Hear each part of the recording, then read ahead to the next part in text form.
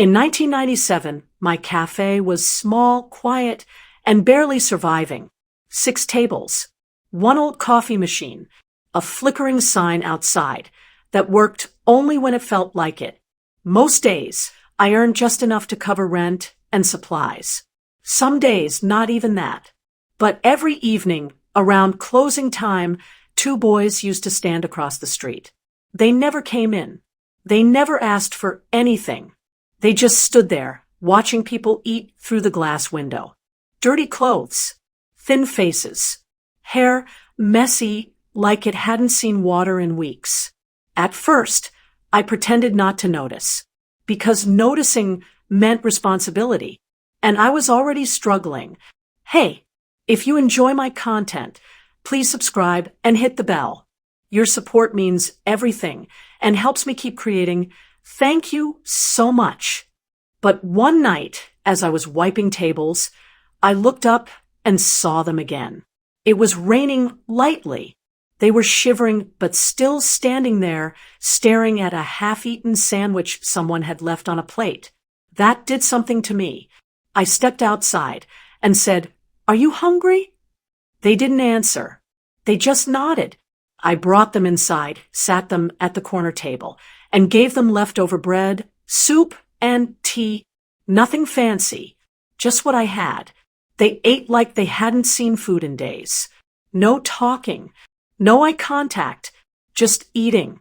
Before leaving, the older one looked at me and said, "We'll pay you back someday." I smiled.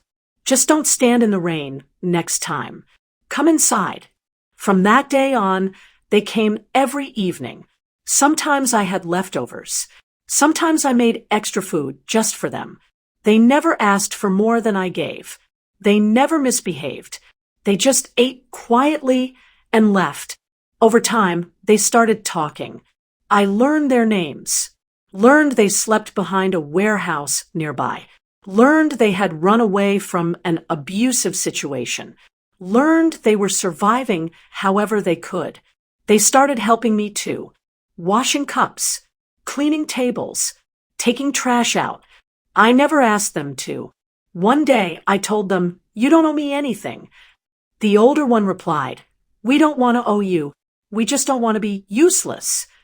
That sentence stayed with me. Months passed. Then one day they stopped coming. No goodbye. No note. Nothing. I asked around. Nobody had seen them. I hoped they had found something better. Life moved on. Years passed. The cafe grew. Slowly, steadily. I renovated, hired staff, built a loyal customer base. That little place that barely survived in 1997 turned into a well-known spot in the area. But I never forgot those 2 boys. Every time I saw kids on the street, I remembered them. Every time I served soup on a rainy day, I remembered how they used to sit at that corner table, quietly grateful. 21 years later, in 2018, I stood inside that same cafe. Except this time, it wasn't thriving. It was closing. Rising rent. New competition. Health issues. I couldn't keep up anymore. I had decided that day would be the last day. I was packing things into boxes when the bell above the door rang. I didn't even look up at first, until I heard a familiar voice say, "Smells exactly the same." I froze mid-pack. Turning slowly, I saw 2 men standing in the doorway. The older one was taller now, broad-shouldered, clean-cut. The younger looked sharp too, neat and confident. They weren't the thin, dirty kids from 21 years ago. They were entirely different people. And then I recognized them. "My boys," I whispered to myself. The taller one smiled warmly. "You remember us?" he asked, voice calm but filled with emotion. I nodded. My throat tightened. Of course. I didn't know if we'd make it. The younger one finished. "We did. Because of you." They walked further inside, glancing around the cafe. "This place hasn't changed much," the older one said. I laughed softly. Some things never do. They sat at the corner table. the same table they had eaten at as boys. It felt surreal, like the years had collapsed in that moment. "I never forgot what you did," the older one said. "Every day we thought about how someone cared, when no one else would."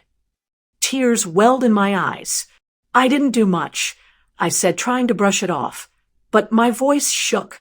"It was just food, some warmth." "Food and warmth saved us," the younger one said firmly. "And more than that, you treated us like humans when everyone else ignored us. That mattered. A lot." I swallowed hard. "I wondered where you went. I hoped you found a better life." "We did," the older one said. "We got off the streets, went to school, found work, made something of ourselves." "And now?" I asked, my voice barely above a whisper. They exchanged glances.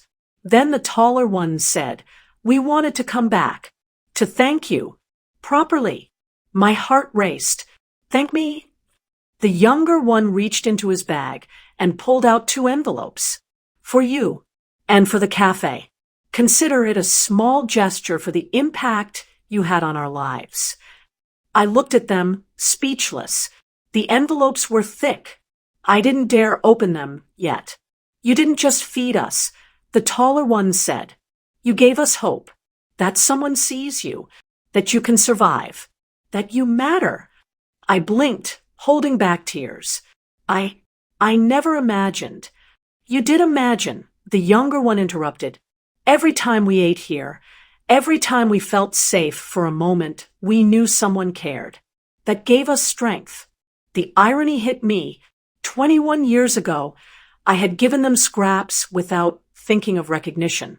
Today, they returned with more than I could have dreamed: gratitude, success, and proof that a small act could echo across decades. I finally opened one of the envelopes, slowly. My hands trembled. Inside were documents, shares, investments, support for the cafe. They had built a way to ensure my little cafe could thrive long after I was gone. I looked at them, speechless. Then I realized the boys I had helped were no longer boys. They were men who remembered kindness, who had turned it into something bigger than all of us. And at that moment, I understood the full weight of a simple act of care. I sat there, staring at the envelopes, my hands shaking. "Why?" I finally asked, "Why go through all this?" The taller one smiled. "Because you made us believe in ourselves. You gave us a reason to keep going when the world had already written us off. We wanted to show that it mattered, that you mattered." Tears blurred my vision. 21 years ago, I had only given them food, a warm place, and a small measure of kindness. I never expected anything in return. And yet, here they were, standing in my cafe, offering more than I could have imagined: shares, investments, support, all to ensure the place that had once sheltered them could continue to thrive. The younger one added, "We've built our lives, but we never forgot the person who treated us like humans when no one else did. This is us giving back." I realized then that kindness doesn't vanish. It accumulates, grows, and sometimes returns in ways you never foresee. What I had thought was a small, almost insignificant act had rippled across decades, changing their lives. And now, unexpectedly, mine. They smiled at me, genuine pride and gratitude in their eyes. I finally understood. It wasn't just about feeding them. It was about seeing them, acknowledging their humanity. And in doing so, I had created a bond that no passage of time could break. For the first time in years, I felt the quiet satisfaction of knowing that what we do matters, not immediately, not always visibly, but inevitably in ways we might never fully grasp. That day, my cafe wasn't just a business. It was a monument to hope, to persistence, and to the enduring power of a single kind act. And I knew I would never forget it.